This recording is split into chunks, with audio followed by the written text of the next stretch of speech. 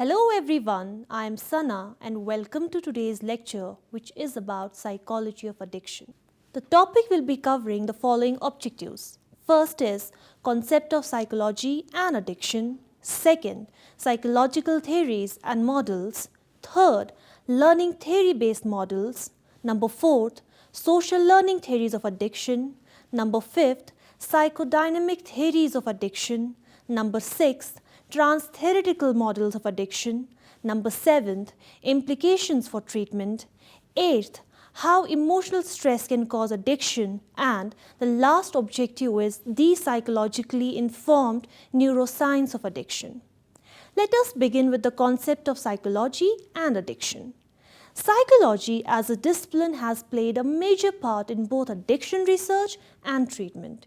It is a key player in the multidisciplinary approach that the biopsychosocial conceptualization demands. Applied psychology in the area of addictions can be categorized into the following broad areas: learning theory-based psychodynamic and transtheoretical approaches. Brief outlines of the popular models are presented in this contribution. Significant research developments in psychology of addictions are the dynamic model of relapse from the learning theory area and the prime theory of motivation from the transtheoretical area.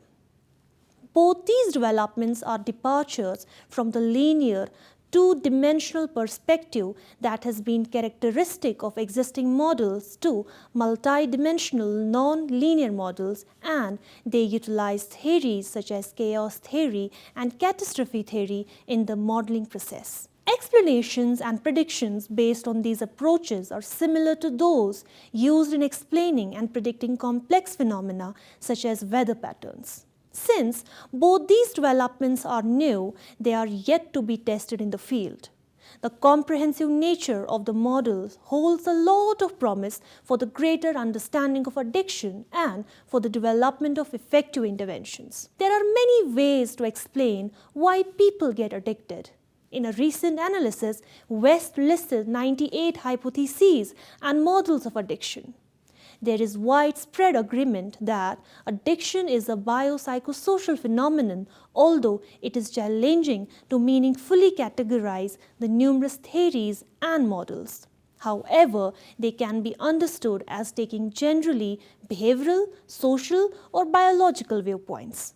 Although each of the disciplines that make up the biopsychosocial model has produced theories and models of causation and maintenance, it is frequently challenging to distinguish between the psychological as well as biological and social.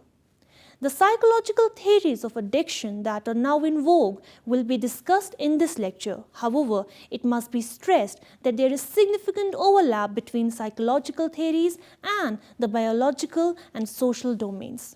Let us talk about the psychological theories and models. Psychological theories and models that attempt to explain the cause and maintenance of addictions can be grouped into three categories. First is learning theory-based models, second is psychodynamic theories, third is transtheoretical models. Let us discuss them one by one. First, learning theory-based models.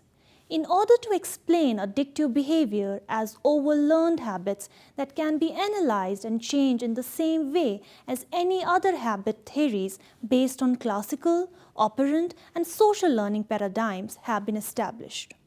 In the case of substance abuse, the progression from experimentation and recreational use of problematic use and dependency can be used to illustrate how addiction develops. The crossing of the threshold into dependency is indicated by ongoing excessive use and a loss of control. Addiction is frequently viewed as a dysfunctional coping technique that has produced unfavorable outcomes.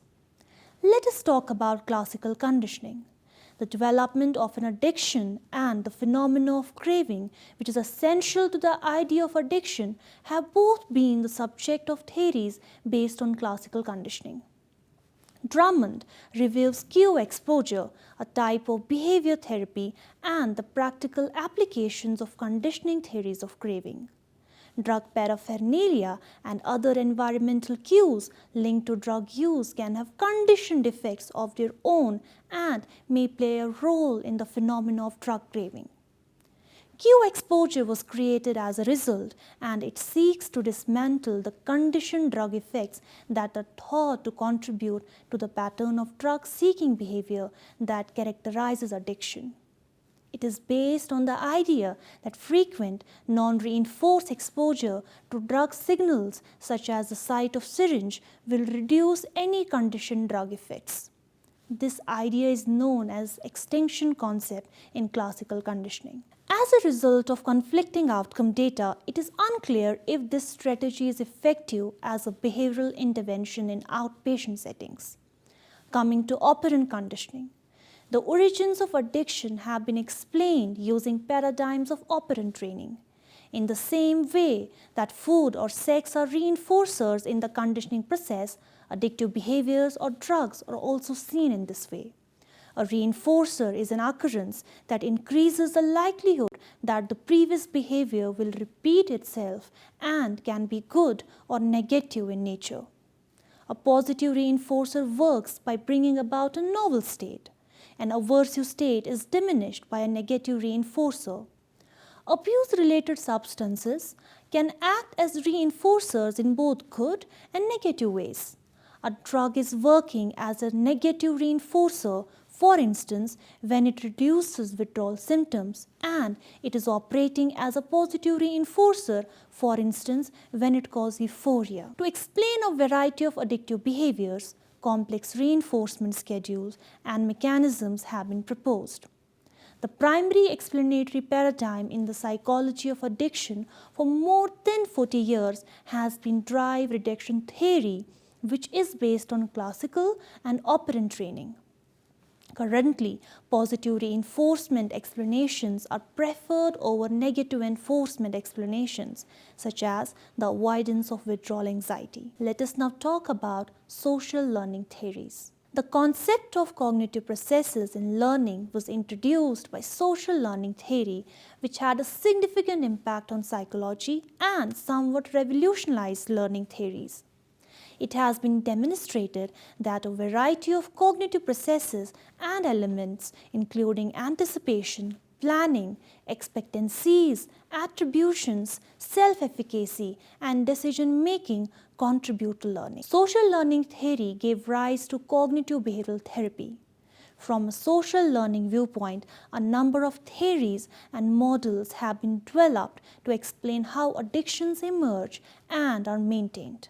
Undoubtedly, the Martlet and Gordon cognitive behavioral model of the relapse process and the relapse prevention treatment strategy that is based on it have had a significant influence in relation to this, for instance, by looking at the trends of the person's earlier relapses. Looking at the person's general strengths and weaknesses as well as the general coping mechanisms might also contribute to increasing awareness or insight. Specific coping mechanisms must be developed in order to handle high-risk circumstances in order to prevent relapse.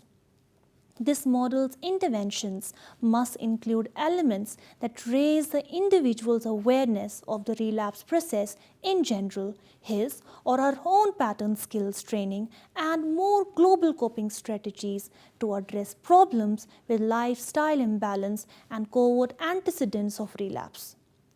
All of the aforementioned components would be included in a good relapse prevention program, which would also provide participants a sense of readiness and assurance comparable to that of someone who has successfully avoided relapse. We will now talk about relapse prevention. Since the first publication of relapse prevention model in 1985, it has been widely accepted and become part of the mainstream thinking in addictions treatment setting internationally.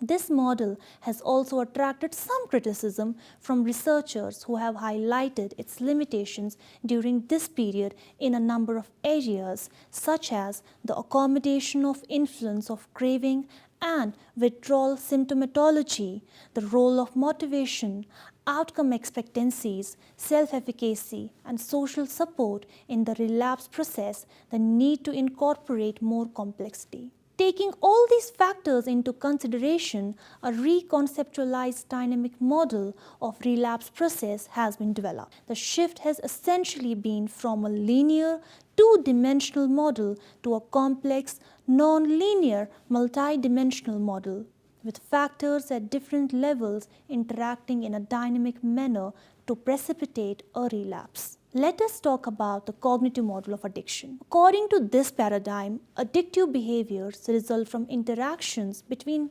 many layers or levels of beliefs. A pivotal experience activates a person's basic beliefs or core schemas. These beliefs lead to anticipatory beliefs about addiction, which in turn lead to cravings. Cravings then trigger thoughts that are supportive of engaging in the addiction, which in turn triggers addictive behavior. The development of personally based therapies is made possible by this explanatory model of the cognitive processes involved in addictive behavior. Let us talk about another objective, which is psychodynamic theories. The inclusion of psychodynamic formulations would be necessary for a comprehensive review of psychological theories and models in the field of addiction. The psychodynamic paradigm encompasses a variety of perspectives or schools of thought, including transactional analysis, analytical psychotherapy, and the psychoanalytic school. The psychoanalytical school has significantly contributed theories about the emergence and maintenance of drug addiction. Hopper's current formulation, which summarizes much earlier theory, says that the unconscious strive to enjoy and play out many types of homosexual and perverted fantasies while simultaneously avoiding accepting responsibility for them is the primary source of addiction condition. The novel and possibly most important part of Hopper's theory is his assertion that addiction and prior traumatic events are related. This hypothesis links substance abuse and personality disorders as components of a post-traumatic syndrome, updating the psychodynamic approach with a growing body of evidence from different views in psychology, neurochemistry, and neurology. In the 1970s and 1980s, more realistic psychodynamic theory began to emerge in the USA. Wormser focused on the collapse of affect defense or the incapacity to cope with painful emotions, as well as the underlying psychopathology that existed in those who developed substance dependence. Kantian emphasized self-deficits and proposed the idea of substance abuse as a form of self-medication. The self-medication idea has a significant impact, especially in the context of dual diagnosis or co-occurring substance abuse and mental illness. Let us now discuss one more objective, which is transtheoretical models. We will be first talking about stages of change model. Our understanding of addiction is based on the phenomenon of motivation. The concept of motivation has been connected by theory and research to an understanding of how addiction might arise and can be cured. To describe how people change, the stages of change model was created using data from smoking cessation studies. This explanatory paradigm, which crosses several theoretical vantage points, was initially known as the transtheoretical model of change. The fundamental idea is that behavior modification occurs in several phases. First, the pre-contemplation stage is the time before the person realizes they need to change. Second, the contemplation stage is when they realize they have a problem and start thinking about how to fix it. If the ambivalence to go on to the next stage is not resolved, a person can stay there indefinitely. Third, before taking action to attempt to change a behavior, there is a choice or preparation stage. Fourth, a maintenance stage results from successfully modifying one's behavior. a relapse stage results from failing to maintain the change. The model itself has undergone a lot of adjustments in the context of research evidence. The original form was circular and showed how people progressed through the stages in a linear fashion. The transition process, however, is now believed to be better illustrated by a spiral. Despite the model's harsh criticism, it has had significant impact. Motivational interviewing, a counseling strategy that has had a significant impact on the field of addiction and beyond, was developed as a result of it. Additionally, it has an impact on therapy matching or focused interventions for people going through various stages of change. Coming to excessive appetite model. According to Orford's psychological model of addiction, addictions are excessive behaviors and those who are addicted have excessive appetites. This model aims to explain important elements of addiction process, such as how a person adopts an addictive behavior, how personal preferences or factors within the person may contribute to making that behavior excessive, the breakdown of the restraint, the development of a strong attachment to the behavior, internal conflict, decision-making, and self-control. This integrative model examines data from the biopsychosocial areas to understand the phenomenon of addiction and suggests methods for assisting people in resolving their issues. As a result, it makes it possible to consider addictions as possibly developing from any behavior, including substance use, gambling, or sexual behavior. We will now talk about prime theory. The construction of a synthetic theory of addictions by Robert West, combining the main theories of addiction that have evidence to support them, is one of the most significant advancements in the area in recent years. The fundamental premise is that in order to comprehend addiction, one must comprehend the human motivating system. It suggests that there are 5 layers of complexity to the human motivational system, each of which has the potential to behave abnormally in the case of addiction. The abbreviation PRIME, which stands for P, plans, which includes conscious mental representations of future actions plus commitment. R, responses, which include starting, stopping, or modifying actions. I, inhibitory and impulsive forces. It can be consciously experienced as urges. M, motives. It can be consciously experienced as desires. And E, evaluations. It can be evaluative beliefs. It is suggested that nearby system components may have an impact on one another. The prime theory offers a platform for upcoming research to fill in knowledge gaps, as well as an attempt to incorporate existing theories of addiction in a flexible framework. This theory of addiction is not linear or two-dimensional and cannot provide straightforward predictions in contrast to earlier theories and models in the field. An interactive multi-dimensional dynamic system that is compared to weather system is what is being presented.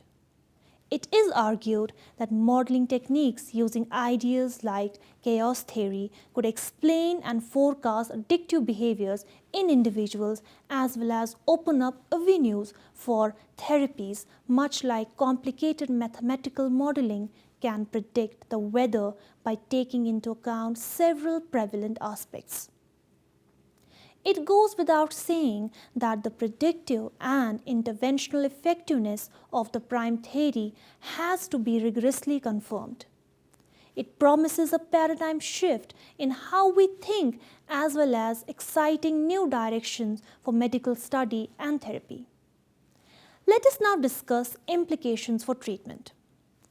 The biopsychosocial model has helped integrate different theoretical perspectives to derive holistic interventions for individuals with addictions. Nevertheless, psychological interventions remain the mainstay of treatment for addictions. The emergence of evidence-based practice and the rise of integrative thinking has led to a pragmatic stepped care approach in which interventions based on the diverse theoretical perspectives can be used in the treatment of an individual during the natural history of their addiction. This type of pragmatic approach should make available a range of targeted treatments to individuals who would otherwise receive only the treatment that was the approach in the setting or clinic which treated them. Coming to one more objective, which is how emotional stress can cause addiction. Understanding the full meaning of emotional stress is crucial when discussing the psychology of addiction. There are numerous causes and manifestations of emotional stress. For instance, physical, sexual, verbal, or emotional domestic abuse can have a long-lasting effect on a weak family member and witnesses, particularly children and women. According to the American Psychiatric Association, those who experience or witness partner violence may develop a variety of mental health issues. These circumstances include anxiety, depression, panic attacks, suicidal ideation, and post-traumatic stress disorder. The American Psychological Association defines trauma as an emotional reaction that happens when a person is extremely concerned for their life or well-being. Emotional stress falls under this category. The functioning and chemistry of the brain are fundamentally altered throughout this process, which is comparable to what occurs to a soldier's brain after experiencing a horrific event in the case of a woman being attacked by her partner and a child watching the incident. One of the aforementioned conditions could be the result of this shock's after effects. Only harmful habits such as substance use or compulsive buying, gambling, sex, etc. may calm the inner storm if the emotional stress is left untreated as it builds and festers. From the fundamental experimental laboratory to increasingly broad relational contexts, including as patient-practitioner relationships, families, social networks, institutional settings, economics, and culture, the psychology of addiction encompasses a vast array of scientific activities. Applications of behavioral concepts, cognitive and behavioral neuroscience, and the creation and assessment of addiction therapy are only a few of the contributions covered in this topic. Psychology has occasionally been accused of overemphasizing intrapersonal explanations for human behavior and of multiplying theories with little to no trimming. However, psychology, which is best described as a science of the individual in context, is an integrated field that employs a variety of techniques well suited to capture the multifaceted nature of addictive behavior. Psychology has a unique ability to integrate basic experimental and applied clinical science and to apply the knowledge gained from multiple levels of analysis to the pragmatic goal of reducing the prevalence of addiction. As a study of individual in context, psychology is essential to clinical and research goals of the discipline of addiction. The idea behind the term addiction is that a number of related phenomena are connected by a common cause. The idea that addiction actually exists would be challenging to prove from a scientific standpoint. Without the behavior of persistent, harmful substance use, the environmental availability of the substance itself, and the environmental impacts on the behavior. Although this does not restrict addiction to observable actions, it does highlight the relationship between behavior and environment as the main issue. Let us now discuss the last objective of today's lecture, which is the psychologically informed neuroscience of addiction. Addiction is characterized by learned reactions to a substance as well as to the context in which drug use is encountered. The mesolimbic dopamine reinforcement systems are among the neuroplastic modifications the brain stores as part of these learning theories. Learning principles provide a natural point of interdisciplinary integration by connecting psychology and other disciplines as well as psychology's basic and applied areas. Psychological data gained from the application of learning principles in animal models have been vital to development in the neuroscience of addiction. The goal of contemporary addiction brain science is to functionally validate molecular and neurochemical candidate systems by establishing their causal connections to addictive behaviors. Fundamental behavioral techniques offer a framework for assessing the performance of potential neural systems. Relevant systems include those that are involved in the neuropharmacological processes of behavioral response to substances as well as the neuroadaptive mechanisms within particular neurocircuits that may mediate addictive behavior. Examples of such circuits include those that are recruited in the transition from occasional use to uncontrolled use, from positively reinforced to negatively reinforced, addictive behavior, or from compulsive use back to controlled use or abstinence. Studies on mesolimbic dopamine circuits, for instance, have uncovered neuroadaptive mechanisms associated with reinforcement in general as well as effects unique to abused drugs that may result in an exaggeration of the value of drug rewards related to natural reinforcers. One illustration of psychology's pioneer involvement in interdisciplinary neuroscience cooperation is cue-elicited desire. Alcohol or other drugs or other learned reinforcers will increase behavioral responding for these rewards when these cues are present. The formation and maintenance of addiction depend heavily on cue conditioning, and relapsing into addiction depends heavily on cue-elicited craving. One potential mechanism linking stress, cue conditioning, and relapse in habitual users is the neuropeptide cortisol releasing factor. The cortisol releasing factor that is generated in the nucleus accumbens shall in response to stress may increase the motivational salience of cues signaling the existence of learned reinforcers, enhancing behavioral responding for rewards when such cues are present. Drug withdrawal may become a negative reinforcement cycle that fuels continued drug use since it can be severe stressor and potently release cortisol releasing factor in limbic brain circuits. This cycle is known as the downward spiral of addiction. This concept is noteworthy because it discusses neurobiological systems using the behavioral principles of negative reinforcement. Cue-elicited desire has been linked to neuronal activity in the frontal cortex and anterior cingulate cortex.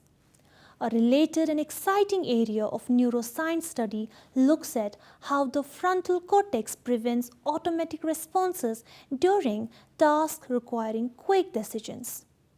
In both neuroimaging and electrophysiological investigations, performance on executive function or task switching tests which involve inhibition has been linked to brain activity in the prefrontal cortex. For instance, numerous studies have shown that activity in the frontal brain is connected to the capacity to modify responses in a skilled, signaled response task. These studies offer crucial insights into how people choose their behaviors as well as how different behaviors might be created even when a particular reaction has become automatic and preferred. It goes without saying that understanding this mechanism is crucial for reducing impulsive behavior in addiction. In particular, these investigations have demonstrated that working memory loading brought on by stressors like cravings is easily sufficient to override the frontal cortex's capacity to regulate automatic behavior. In other words, a person may not be able to use frontal brain inhibition to seize a well-trained behavior, such as drug use, when they are going through a lot of cue-elicited yearning. The idea that because brain functions are linked to addiction, the brain is the only place where the solution to the addiction problem can be found and can be disproved with the help of psychology. Individual differences in response to environmental stimuli that favor certain genetic expressions exist. Stressors are viewed differently due to psychological characteristics. Coping methods can reduce or increase their impact, and contextual changes can modify how someone behaves. For instance, the behavior economic literature emphasizes the importance of restricting access to substances as a method of treating addiction, since it increases the behavioral costs of use and subsequently makes other activities more attractive. Studies on the cost of smoking cigarettes have unequivocally demonstrated this.